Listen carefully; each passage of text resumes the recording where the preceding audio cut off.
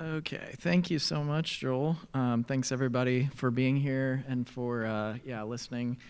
Thanks to Buzz too for introducing some of the concepts that I'm going to hit on, and perhaps in a more grand way. But I'm going to peel a little bit of the same theme here, that we can use the selectivity of microbes for mining applications. Okay, so I'm going to actually move around because we've got a huge room here.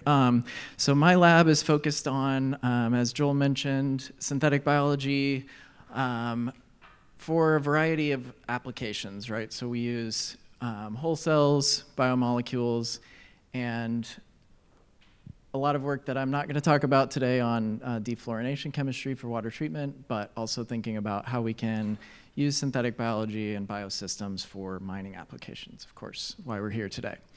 Okay, so again, not as grand as Buzz's overview, but I believe that biomolecules and biosystems can provide the selectivity that we need for a lot of the toughest challenges that we face in separations for mining especially, okay? So going back to biochemistry 101, right, we've got amino acids that make up peptide chains and proteins, right? These fold into 3D shapes to make proteins, okay? Amino acids, there are 20 of them typically used in, think of them like different shapes of Legos, right? If you have 20 different Legos and you put them into, you have 12 different pieces that you can use, but you could use any combination of the 20, that's 20 to the 12, you get 10 to the 16 possible combinations for just a very short chain. Okay, and then if you go up to a small protein, even 100 residues, you're getting into 10 to the 130 possible permutations.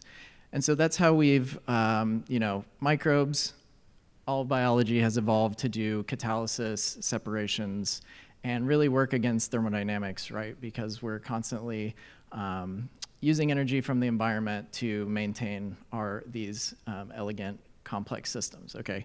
So for example, for biocatalysis, it can increase reaction rates. We're not changing the thermodynamics, we're just changing the kinetics, right? And it can be orders of, 17 orders of magnitude for biocatalysis rates, right? Okay, and a great entree here for that Buzz provided a little bit on a story that you might be familiar with is the rare earth separations, right? So again, a very difficult challenge is separating the individual rare earths or separating them from a complex and dilute feedstock, okay? I think the enzyme was discovered in 2011 that uses lanthanum as the cofactor. And since then, some group, I know Ratul Chowdhury, he asked the last question, but he's been involved, the Cortuvo group at Penn State has been pioneering, taking this fundamental science into a technology actually applied for separating rare earths, right? And again, this is using landmodulin. They've done a lot of different engineering of that protein to selectively bind rare earths, okay? So what other problems can we think about that this selectivity is very useful for? And our group was thinking about flotation as an industry standard, selection process essentially, right, or separations process. So typically in flotation, you're adding some sort of reagent, and that's one of the issues here is it's toxic. Xanthates or xanthanates, pardon me, whichever one it is. These are highly toxic chemicals. Any chemical cost is going to have add cost to your overall separation, right? And then you change the surface chemistry of your mineral of interest. You bubble in air to separate the froth with your minerals of interest, typically. Okay, so we've got the unit process, flotation. We're also thinking about what element or what mineral are we going to focus on. Copper, huge commodity mineral, obviously, or element, but we're using lower and lower grade ores, of course, as we extract more and more, and that requires more carbon and energy and cost, right, to capture copper for beneficial use. Okay, so chalcopyrite is the mineral of interest, copper is the element of interest. We wanted to use a technique called phage display to basically pan this biological diversity that I was talking about in peptides. So phage display, if you're not familiar, I've got kind of an overview here. It might be a little hard to read, but at the top you have different peptide chains that are attached to each phage. And you can buy kits off the shelf that have 10 to the 9 different peptide sequences just contained in one mixture. So then you just mix that in with your, in this case, mineral of interest, chalcopyrite. The things that are have very high affinity binding stick on the mineral. And then you can wash unbound phage off, kind of step 3 in the bottom. And then you capture the high affinity peptide sequences with low acid and glycine elution, basically. Then you amplify them, and you can sequence and discover what peptides have high affinity for chalcopyrite, in this case, is the target mineral of interest. You can sort of reverse this and also increase the selectivity by using minerals that are not of interest, and anything that sticks to those, you don't capture, right? So that can make it more selective. And specifically capture these peptides that stick to chalcopyrite and not to other off-target minerals. Okay. So hot off the press here, we're in process of doing the phage display. We got, so it's kind of cool pictures, but not much to see on the left besides little blue dots, our individual phage that it's really hard to see on the screen, but there's blue dots on there that are individual phages, and then we can go ahead and pick those and sequence them and see what peptides are present.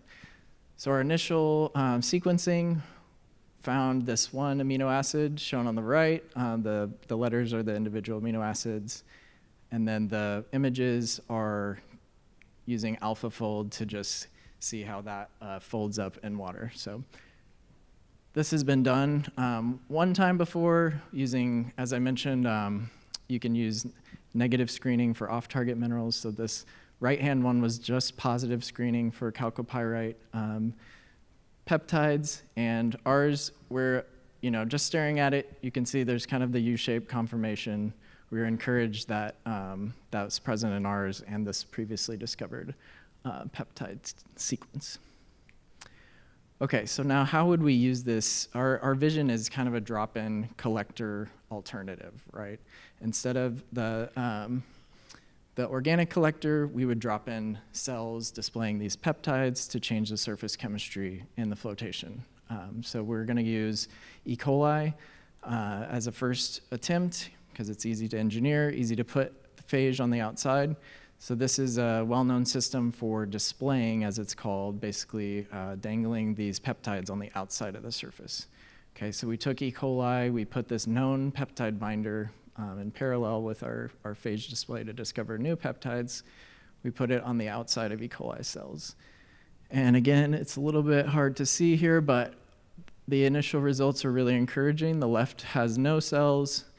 The middle has the display system with no chalcopyrite binding peptide. You can see a little bit on the chalcopyrite particle and a little bit in solution, or maybe you can't even see that. But the right-hand side, you can see pretty well. It's fluorescing, indicating the presence of cells on the surface of chalcopyrite minerals. Okay, so a lot of work left to do on this project, collaborating with a couple people at Penn State who I'll mention at the end, but they're working on characterizing the flotation and also on coarse particle flotation, integrating just to make it more difficult, right? So lowering energy by grinding less. Okay, so briefly I want to touch on a different topic here that my group is working on. Most of the details are in Prince's poster. So go make sure you see that at the poster session. But basically, we isolated phosphate solubilizing microbes from Pea Ridge Mine because it has phosphate bound rare earths. If you're not familiar, it's down here between here and St. Louis, essentially. We isolated these phosphate solubilizers, as I mentioned. They have these cool the cool morphology on the plate, so they exude organic acids and they dissolve calcium phosphate. So you get these clearing zones around the colonies. We also used Buzz's favorite strain, Gluconobacter oxidans, to compare known organic acid producer against our novel isolates. Our hypothesis was that ours would be better, but it wasn't, so G-oxidans actually performs the best. And another interesting point here is they all lower the pH dramatically to about pH 3, but they have different kinetics and different total leaching. So there's a lot of interesting things to unpack here between what the strains are doing, which organic acids they're producing, and what effects that has on the leaching. So again, more details in the poster, just showing pretty pictures here that you probably can't see because it's a little bright, but all of this, of course, wouldn't happen without a lot of other people. A little bit cheeky captions here, but I do appreciate everyone's contribution here. So in my lab, Prince and Callie were the main workers, collaborators at Penn State, Olamide and Tandy, in energy and mineral engineering, and then, of course, the funding from those sources shown. So I'm happy to take any questions and, yeah, talk more throughout the conference. So. Thank you, Hunter. We probably have time for one question now, and then we'll save the rest for the break. Of course. Thank you very much. Thank you so much for your talk.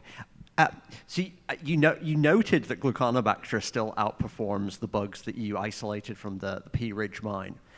Do you think there's the possibility, though, that those bugs are still doing something really interesting that Gluconobacter might not be doing?